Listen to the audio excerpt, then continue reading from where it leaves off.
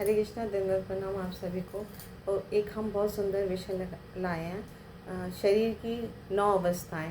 तो जन्म से लेकर मृत्यु तक पूरे जीवन में हम 9 अवस्थाओं से गुजरते हैं। इसका वर्णन श्रीमद् भागवतम में मिलता है 11वें स्कंद में, जहाँ पे भगवान विस्तार पूर्वक उद्धव को बताते हैं कि कैसे शरीर में 9 अवस्थाएं होती हैं। तो पहला अवस्था है गर्भाधान।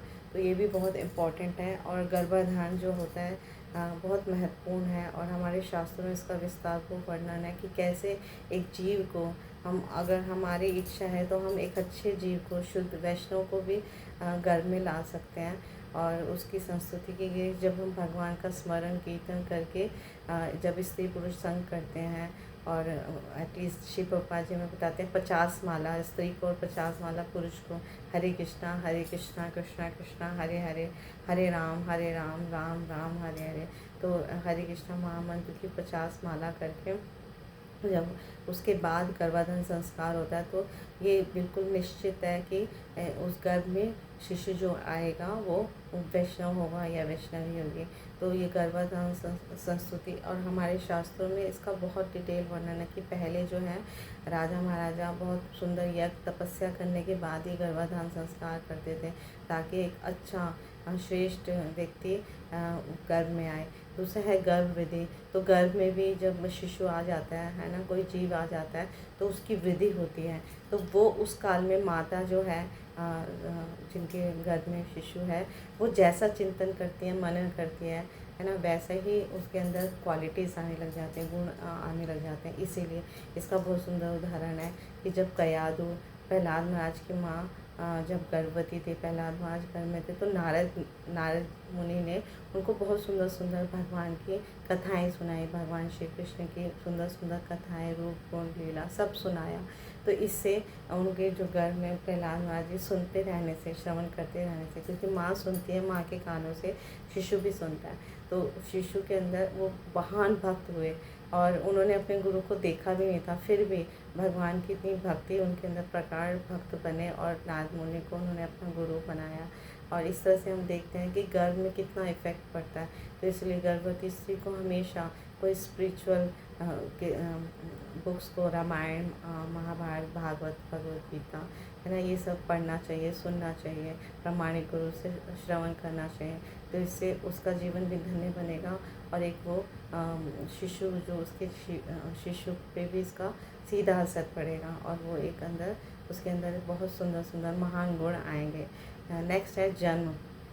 जन्म भी जो है वो बहुत सुंदर अवस्थाएं हैं, और इसमें हम देखते हैं भागवतम के 3rd कैंटो में कि जन्म लेते समय शिशु को बहुत दुख होता है, बहुत तकलीफ़ होती है।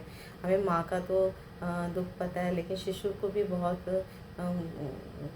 परिवर्तन होता है उसके शरीर में, और बहुत तकलीफ होती है। तो ये जन्म लेना भी घोर कष्ट है, घोर कष्ट है। तो जो व्यक्ति समझ जाए कि जन्म, मृत्यु, जरा, व्याधि, ये 4 चीज़ें, ये 4 जो जीवन के कष्ट हैं, ये ज़रूर आती है हर जीवात्मा के जीवन में, अगर उसने भौतिक शरीर धारण किया। तो अगर हम समझदार हैं, और अगर हमें पूरा विश्वास है साधु शास्त्र पर, है ना, हम शास्त्र चक्षु से देखते हैं, तो हम दोबारा इस धराधाम पे आना नहीं चाहेंगे, किसी भी योनि में हम जाना नहीं चाहेंगे। क्योंकि अगर हमें सब कुछ भी मिल जाए, हमारी तरह से सुखी हैं, तब भी जन्म, मृत्यु, जरा, व्याधि, ये 4 कष्ट जो हैं वो हर जीव के लाइफ में आते हैं, और ये बहुत कष्टकारी हैं। तो इसका अनुभव हम देखते हैं आसपास भी। तो जन्म लेना बहुत कष्टकर होता है। नेक्स्ट आती है अवस्था, बाल्य अवस्था। तो बाल्य अवस्था से हम सभी जानते हैं, हम सभी बाल्यावस्था में हम जो शरीर जो होता है वो छोटे से थोड़ा सा बालकपन बन जाता है। युवावस्था, फिर शरीर बिल्कुल बदल जाता है, युवक शरीर हम धारण करते हैं। फिर प्रौढ़ावस्था, 25 साल के बाद आती है ना, जब उस विवाह के योग्य हो जाता है, विवाह हो जाता है, उसका पुत्र पुत्रियाँ हो जाती हैं। फिर मध्यावस्था उससे आगे की स्टेज है, जब ऑलमोस्ट अराउंड 40-50। और फिर वृद्धावस्था बहुत ही भयानक होती है सबके लिए। कोई भी वृद्ध बनना नहीं चाहता, लेकिन फिर भी काल का चक्र इतना तेज है कि हर व्यक्ति जिसने जन्म लिया है वो पहले बालक बनेगा, फिर युवा बनेगा, फिर प्रौढ़ बनेगा, फिर मध्य अवस्था आएगी, फिर वृद्धावस्था आएगी और अंत में मृत्यु। तो ये 9 अवस्थाएं हम सभी के शरीर में घटित होती है और हर जीवात्मा के शरीर में होती है। एक एक करके हम दोबारा सीखेंगे। गर्भाधान, गर्भवृद्धि, जन्म, बाल्यावस्था, युवावस्था, प्रौढ़ावस्था, मध्यावस्था, वृद्धावस्था और मृत्यु।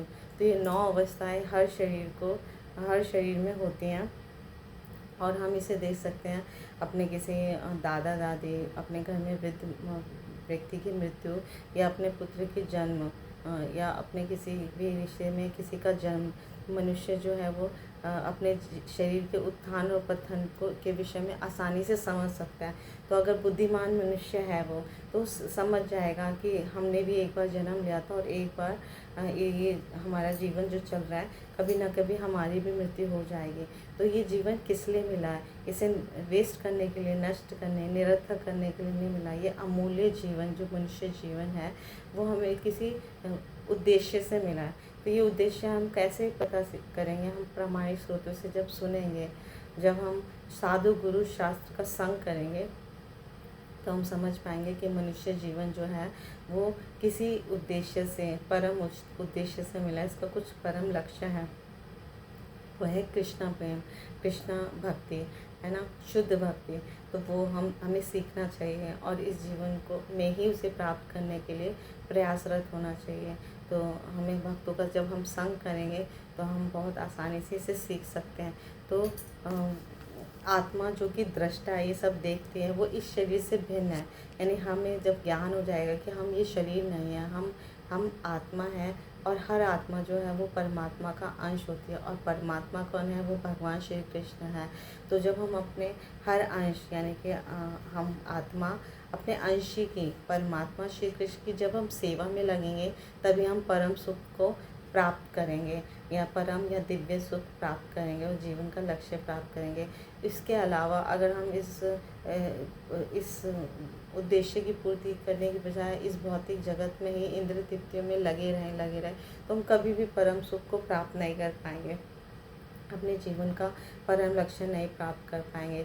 इसका एक सुंदर उदाहरण मिलता है कि कैसे एक मछली जो है, जब उसको जल से बाहर निकाल दिया जाता है तो चाहे उसको कितनी भी सुविधा दो, तो जब तक उसके जल में ना डाल दिया जाए जिसका वो अंश है ना, तब तक वो सुखी नहीं बन सकती। तो इस तरह से जैसे हम सभी आत्मा परमात्मा अंश के अंश हैं, तो जब तक हम अंश की सेवा नहीं करेंगे तब तक हमें वो सुख, वो दिव्यता प्राप्त नहीं होगी।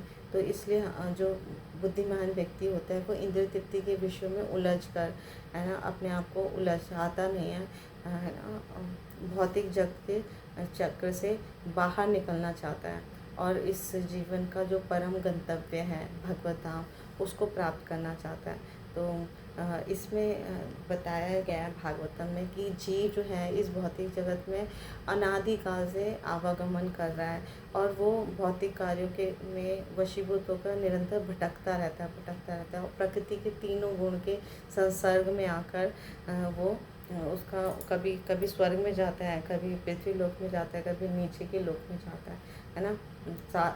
14 भुवन है। तो जब सत्वगुण की प्रधानता होती है उसके जीवन में, तो अच्छे कर्म करता है तो साधु बनता है या देवता के रूप में जन्म लेता है। और जब रजोगुण की प्रधानता होती है तो असुर बनता है या मनुष्य बन जाता है ना। लोभ आ जाता है उसमें। तमोगुण की प्रधानता होती है, ये प्रकृति के 3 गुण हैं। तो वो भूत प्रेत या पशुओं की योनि में भटकता रहता है और अनादिकाल से वो भटक रहा है। तो जो बुद्धिमान होगा वो अब अपना ये आवागमन को रोकना चाहेगा, है ना। समझदार व्यक्ति जो है, जिसमें भगवद गीता भागवतम में बारंबार भगवान कहते हैं कि सुमेधा व्यक्ति यानी सुमेधा, वेरी इंटेलिजेंट पीपल, वो मेरी शरण में आते हैं, वो मेरी भक्ति को स्वीकार करते हैं। तो जो बुद्धिमान व्यक्ति होता है वो इस जन्म मृत्यु के चक्र को समाप्त करना चाहेगा, क्योंकि आत्मा जो है वो कभी भी इंद्रिय विश्व में लिप्त नहीं होती है ना। इंद्रियाँ ये कार्य करती हैं, तो लेकिन जब हम इंद्रियों को नियंत्रित करने लग जाते हैं, नियंत्रित कैसे होंगे? जब हम भक्ति करेंगे, जब हमारे मुख और जीवा से सतत हरे कृष्णा कृष्णा कृष्णा हरे हरे, हरे राम राम राम हरे हरे, भगवान के पवित्र नामों का जब हम श्रवण और कीर्तन करेंगे, नवदा भक्ति करेंगे, भक्तों का संग करेंगे, सीखेंगे, तो हम इंद्रियों को बहुत आसानी से नियंत्रित कर सकते हैं। तो इसलिए जीव जो है वो जो बुद्धिशाली जीव है, वो इंद्रिय तृप्ति के आनंदों में अपने आप को फंसाएगा नहीं, और इसकी कोई आवश्यकता भी नहीं होती। तो जिन लोगों ने जिन जिन साधु गुरु या उत्तम लोगों ने, उत्तम वैष्णवों ने भगवान की शरण ले रखी है ना, और भगवान की सेवा में ही, दिव्य सेवा में उनका जीवन समर्पित है, तो वो सर्वाधिक विद्वान है ना, बुद्धिमान है, और उनको भगवान बहुत सरलता से मिल जाते हैं। तो और ऐसा इतिहास में एक नहीं है, अनेकों अनेकों अनगिनत उदाहरण है कि लोगों ने, व्यक्तियों ने इस मनुष्य जीवन पाकर या इस भौतिक जगत में आके भगवान को बहुत सरलता से पा लिया है। तो हमें भी इस मनुष्य जीवन का पूरा लाभ उठाना चाहिए, और शरीर की 9 अवस्थाओं को समझकर इस शरीर का सदुपयोग भगवान की सेवा में करना चाहिए, और अपना जीवन धन्य बनाना चाहिए। Thank you so much. Guru Maharaj की जय, श्री प्रभुपाद की जय, आप सब भक्तों की जय।